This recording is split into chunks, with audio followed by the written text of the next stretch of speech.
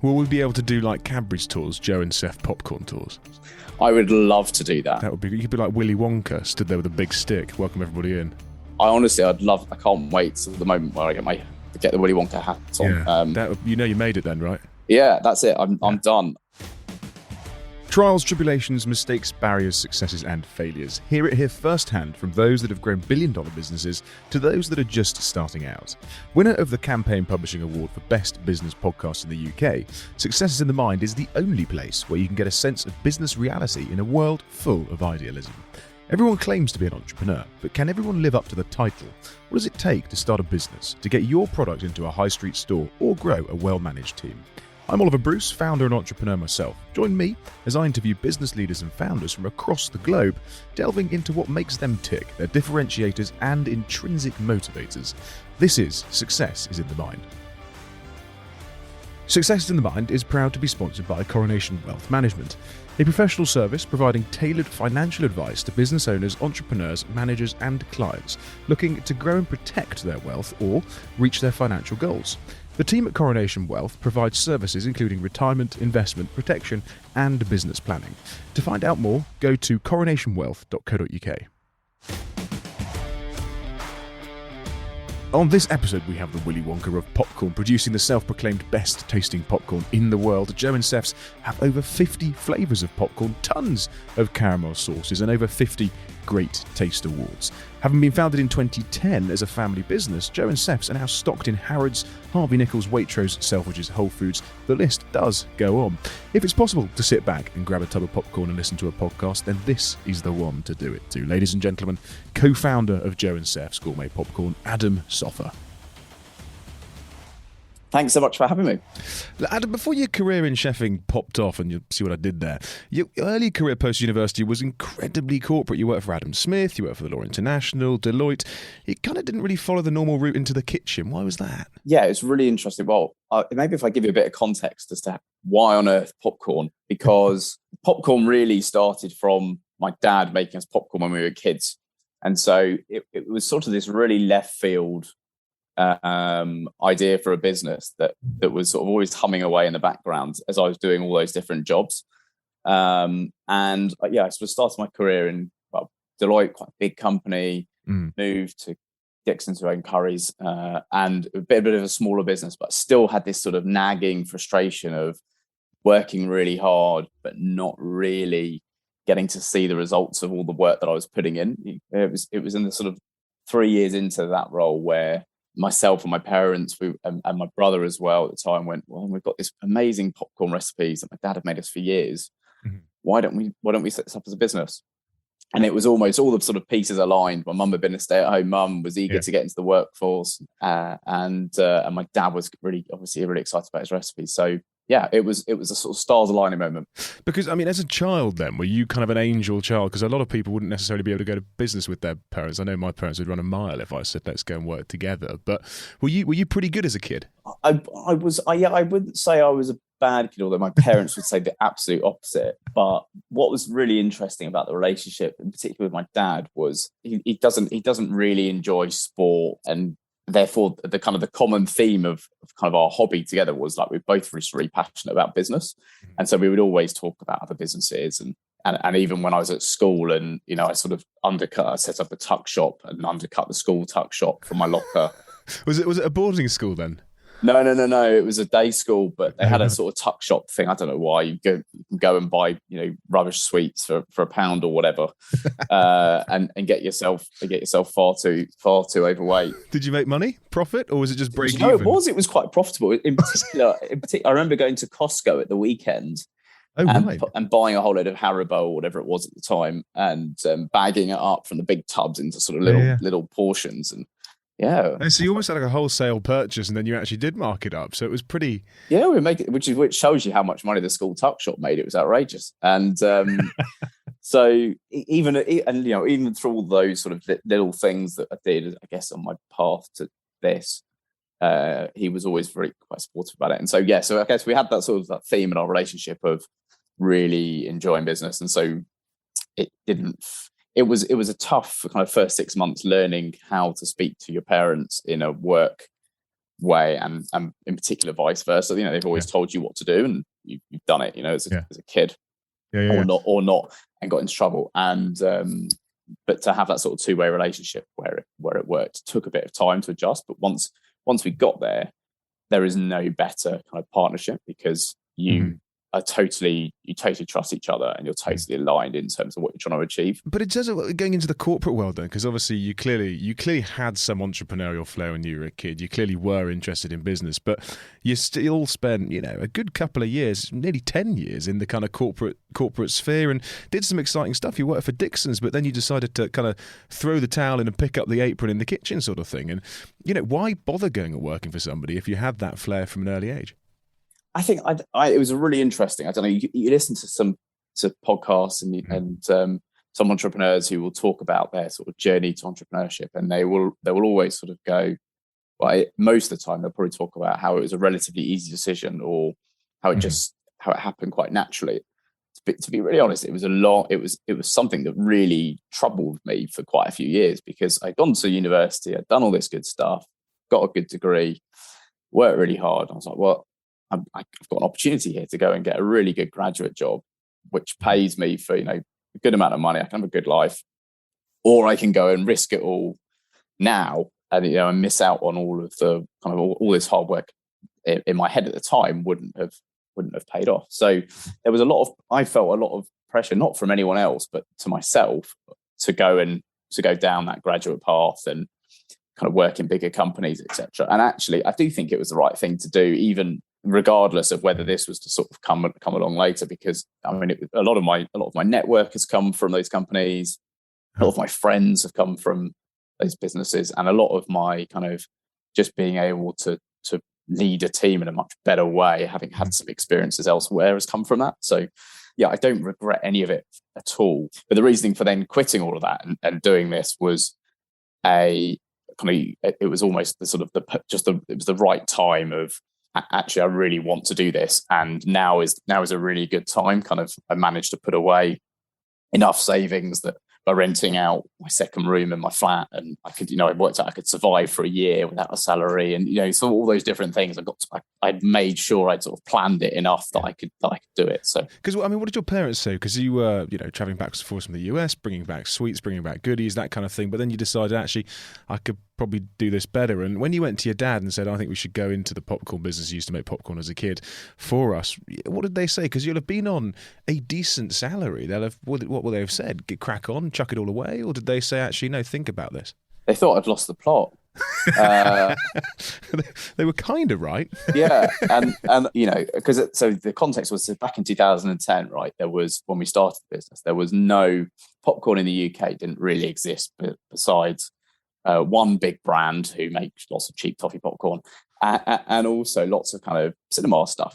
Go and you'd get yourself a sweet or a salty popcorn or whatever, but there wasn't really anything else. So the idea of us launching a popcorn business, and so this was about, and so it was all done. I did all of this on the side. So my parents were full time for the first year. I was doing it in my spare time.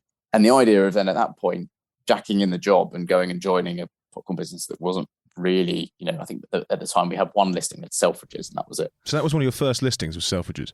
It was. That's a massive listing. It was really, as a list, and the context, like we launched this business as a bit of a hobby. My dad was, there wasn't really a kind of, we're going to go and make loads of money, or this is going to be huge. It was, really want to have a go at doing something, and maybe this is something that we can do. And so then to kind of get Selfridges, and then to see it selling really well, and then Harrods wanting it, and then Wholefoods, and it kind of picked up pace quite quickly. It sounds like a sort of a perfect storm, almost too perfect, too good to be true to a certain extent, because you didn't even take out really a loan. You had an overdraft, you had some savings, you pumped some money in, 10 grand roughly, from an overdraft point of view, but you had full control with your parents over the whole business. You were going into Selfridges, Waitrose, Wholefoods, Harvey Nichols, all these kind of big high street brands, and a lot of people take years and years and years to get into that. How did you open those doors? I think there's a couple of things. I think, our journey has been really different to a lot of brands. So we didn't go and raise a whole heap of money, which meant that we kept full control of the whole business. But what that meant is we had to build the business slowly but surely, because we didn't have the cash flow to go and launch into 2,000 stores up and down the country on day one. There's just no way that was going to happen. And I think actually it's meant that we've got our brand is much stronger now because of it. We've done the hard miles, and I think that we've really built the business in the right way. But yeah, how do we get into those guys in the early days? It was persistence. If there was a bit of someone told me, I used the word luck a couple of years ago, and someone said that's rubbish. You create your own luck, but there was a bit of luck, I think, which was at the time, we created a premium popcorn, and no one else had a premium popcorn, and so of course Selfridges was going to go, well, why are we going to have this cheap popcorn? We have to have popcorn on the shelf. Why am I going to have this cheap popcorn? We're Selfridges. We need to have a really premium, better tasting, all natural, flavoured, lots of different cool kind of packaging and things. So it was a bit of a no-brainer once we had managed to get hold of the right buyer and kind of get the commercials in the right place. And people would then buy it. And that's what kind of fueled the success in the early days, was lots of hard graft and getting it out there and letting people try it.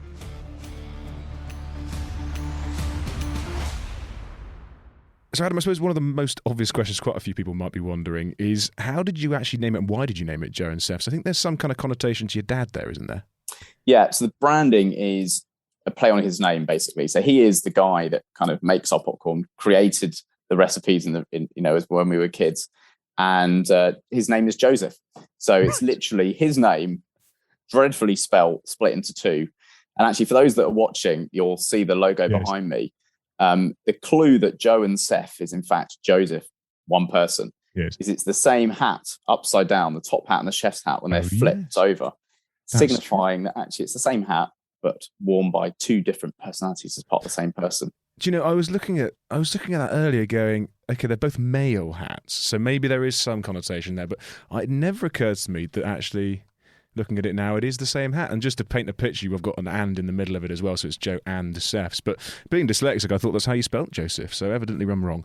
But no, that's really interesting. Most people actually for years thought that the brand was Joe and Steph, and my dad was Joe, and therefore I must be Steph. I did write it down. Autocorrect on flipping Microsoft Word was telling me it was Joe and Steph's, and I was adamant it wasn't. But I need to email Bill Gates and ask him to change that. You had a photo on your Instagram with Bill Gates. You could have just asked him. Actually, I did. And just to be clear, I don't have his email address or anything. Isn't it bill.gates@microsoft.co.uk? Probably. Yeah. B Gates. Yeah, that was actually, mate. That was one of those pinch yourself moments where I bumped into him at a dinner, and I was like, oh my god, how on earth? What kind of dinner was that?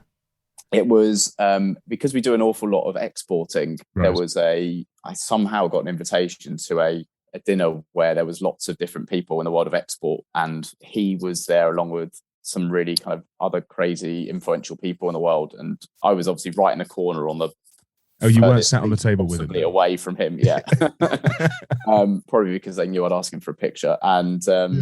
But it was an amazing opportunity. And you were ahead of the times. I mean, when you guys called yourself a kind of gourmet popcorn business, the word gourmet is essentially, it means a food connoisseur, right? Person with a discerning palate, okay? That's never been used in the world of, I suppose, popcorn before. So was that quite disruptive back in the day when you said, look, we are gourmet popcorn makers, essentially? Yeah, I mean, I remember day one of Joe and Sephs. We were standing in an exhibition centre, Olympia Exhibition Centre in West London, and it was a BBC MasterChef food show. It was basically one of these shows where you turn up and you see some of their guys off of the TV, and then hopefully go and buy loads of food from independent producers. And we were there. We made the popcorn the previous day in our rent by the hour kitchen, which was a way of how one of the ways we really bootstrap a business. So where would you rent by the hour a kitchen? In Park, where we are actually now, in Park Royal in West London or North West London, it's marketed as the biggest industrial estate in Europe, and basically there's lots of different food companies here, but also kind of big kitchens where you can kind of rent bits of it, basically. But yeah, we turned up at this food show on day one, and with the popcorn that we had made in this kitchen, and we were like, well, hopefully it sells, but if it doesn't, what do we do with all this damn popcorn we've got in the car? So we were sort of ringing around local charities and hospitals going, would you take this? Preparing to fail? Yeah, basically, this is going to be really awkward. How much did it cost you? How much did it cost you to make that popcorn? This was probably £1,000 worth at the time. £1,000. So you were 10% into your overdraft then? Oh yeah. Well, and At least. at this point we'd spent it all because the money was all spent on building a website, Right. the exhibition show stand, branding, first production run that we did ourselves, and then really from then on it was about, well, and every sale that we make kind of builds the cash flow. And so we stand there going, what do we do with this stuff? And the hospital's like, well, you can't because you haven't got food safety something. So we're like, we really need to sell this. And on day one of the show, we're standing there and we're going, oh, come and try our caramel and almond popcorn. you what? And how much? Were the sort of the two things that, and then it was really a struggle to pull people onto the stand, try it, and then once they were there, they were like throwing their money. This is amazing. This is brilliant. And to the extent that by the end of day one, I had called my now wife, my girlfriend at the time, and she was behind me and my dad and my mum as we were sort of selling the stuff, frantically packing more popcorn into bags because we kept running out. And it was the end of, but that was really the sign that it was really new. Mm-hmm. People hadn't tried flavored popcorn before. And actually, when we bumped into one of the really early big fans of our brand was Greg Wallace. Buttery biscuit base, Greg Wallace. Yeah, exactly. And Andy Peters, actually, who were both at the show in kind of MasterChef full mode. And they came on really onto our stand, tried it. And like, this is amazing. And that coupled with sort of the chaos of people throwing money at us and selling out of popcorn, and it was just chaotic. But we knew we were onto something. But we knew we also had to do an awful lot of work for people to try it and understand what it was. Our sponsors, Coronation Wealth Management, provide a professional service providing tailored financial advice to business owners, entrepreneurs, managers, and clients looking to grow and protect their wealth or reach their financial goals.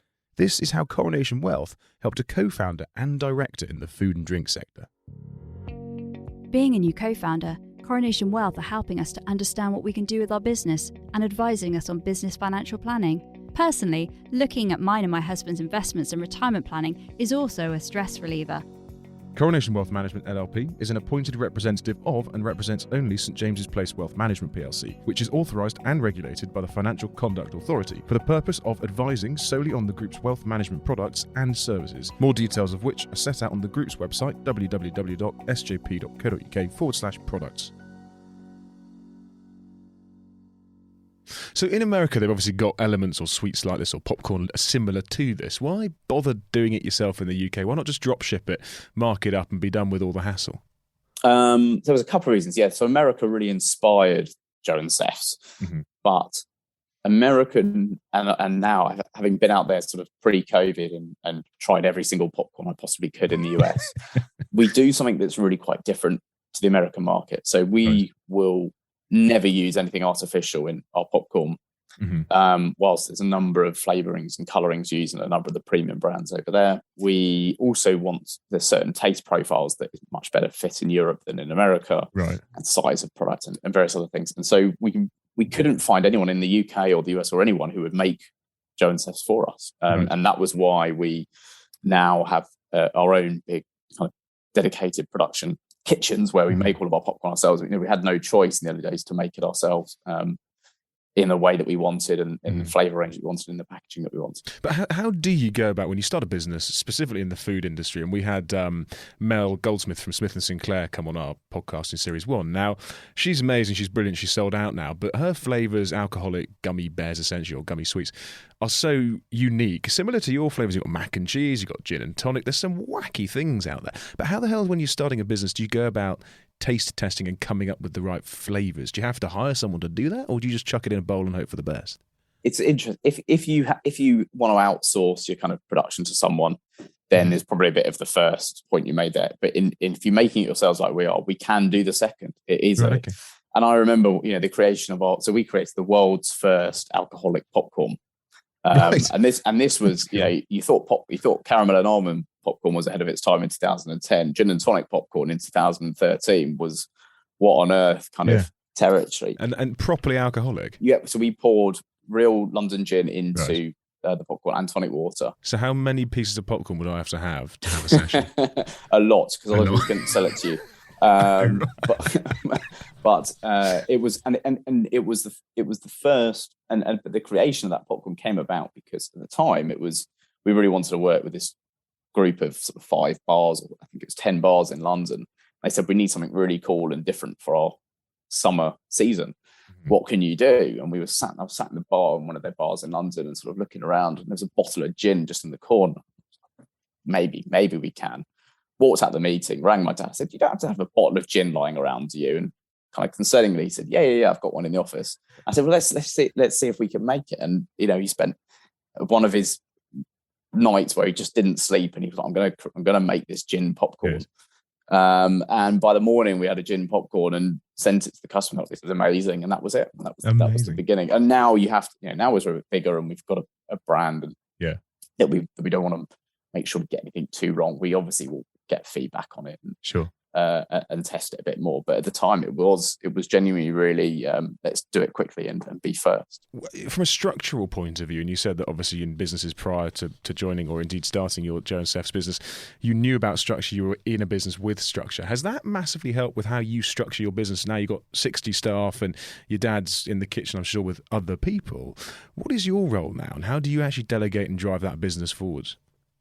So formally, I'm now managing director, right? But still, so my brother is, and my dad and my mum are also still in the business in kind of different roles as well. But in terms of, I guess, what I learned, that I think what we really wanted was to create a business where really great people would want to come and work. Mm-hmm. And in the early days, we didn't have a huge budget. Mm-hmm. we were very much relying on kind of paid interns, and who then became full-time members of staff. And and I guess having had the exposure to the kind of more corporate world, I could try and bring some structure and some fun and organization to what was a chaotic startup. But at the same time, you don't want to lose the kind of the fun startup chaotic feel. So it was kind of structure for where it's needed, not necessarily for the sake of it. Do you still have that fun vibe then in the business, even though it's 6 million revenue, 60 staff? Do you still have that kind of culture that you do get in a startup in the first couple of years? I hope so. I think definitely with COVID, it proved really tough to maintain it. Pre-COVID, we were all operating. We actually had our kitchens, our warehouse, and our offices were all in three separate locations. Right. Okay. And we had, because we had outgrown all the various different buildings, we've got to bring it all together. And so the plan was, which we did do in June last year, so right at the beginning of COVID, was to bring it all together under one roof. And so that for us was meant to be the kind of the relaunch of getting everyone under one roof and kind of one big team culture. And then but then at that point, we had the sales and marketing team obviously needed to work from home because of the restrictions. And we had our operational team who were on site because we're food production, we could carry on running different shifts. I think COVID made it really, really difficult to maintain it. So now we are very much trying to pull it back and get the fun back into the business. It's a proper ecosystem. But I mean, I suppose looking at scaling, which arguably is one of the hardest things in business to do. People can grow a business to a certain size, but it's taking it to that next level, which is really, really difficult. You utilised the funding circle loan, I think, instead of getting private investment to pump in some capital. Now, what was the methodology and purpose behind using funding circle? Because so many people wouldn't necessarily do that, would walk away from it, would look at other means. Why use them, and why did you need the cash? So we've always been 100% family owned, kept all the equity until actually 2019 when we did take investment for the first time. But before that was the funding circle opportunity, and it was very much all cash flow. So we were growing so fast that we just needed to because we manufacture ourselves, we've got to pay people's wages, we've got to pay rent, we've got to pay for the raw materials, everything far earlier than obviously the customer's going to then pay us for it. And it was a really great way of quickly getting some additional funding to mean that we could supply more customers faster. Obviously, since then, we've done other things like, so as we've moved into our own building, we can asset finance certain things, which means that we can buy more cookers, more ovens and more popping machines and more all these different things.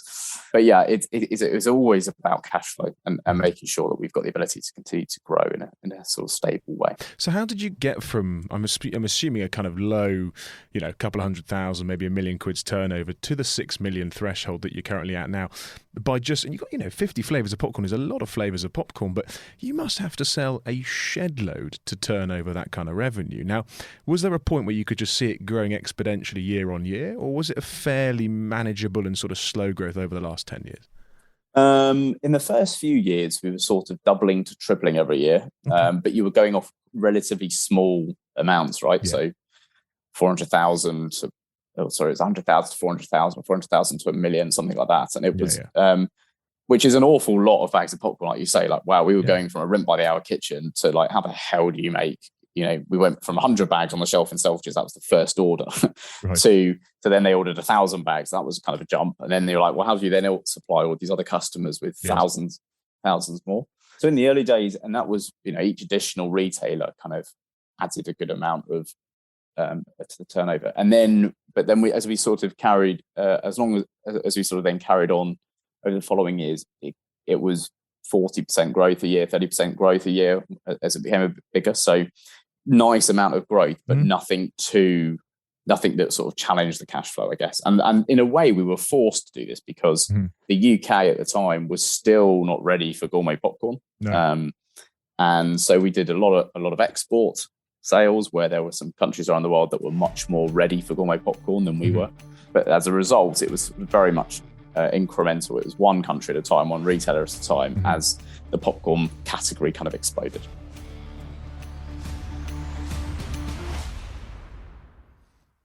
And in terms of the pandemic and the last sort of 12, 18 months, has that, some ways it's been negative for you guys, in as much as obviously the cultural thing's been kind of ripped apart.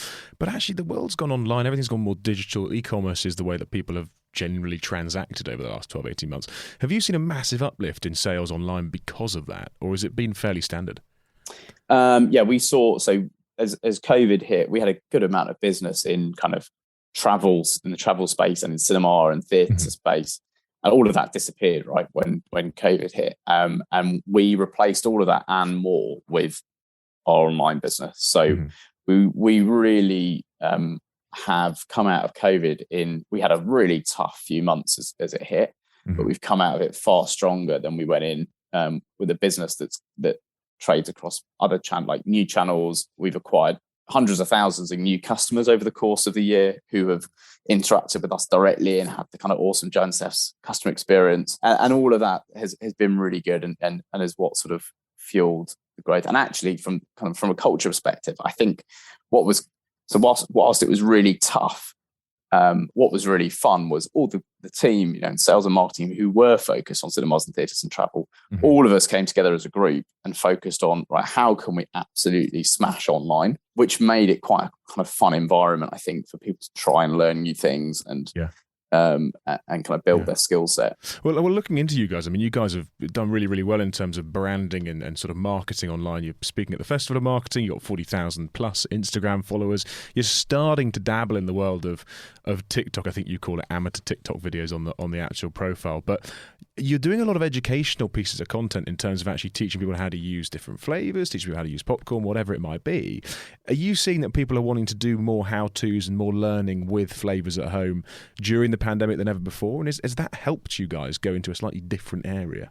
I think so. So during the pandemic, really, there was kind of two main things people were buying Joe and Sephs for. There was what else are we doing apart from watching Netflix and other TV programs and needing something to kind of elevate that evening or daytime experience. And there was I'm looking for something fun to do. So people were buying multiple different flavors, running tasting sessions, kind of guess the flavor, making cakes and other kind of sweet treats using our popcorn and our caramel sauce range as well.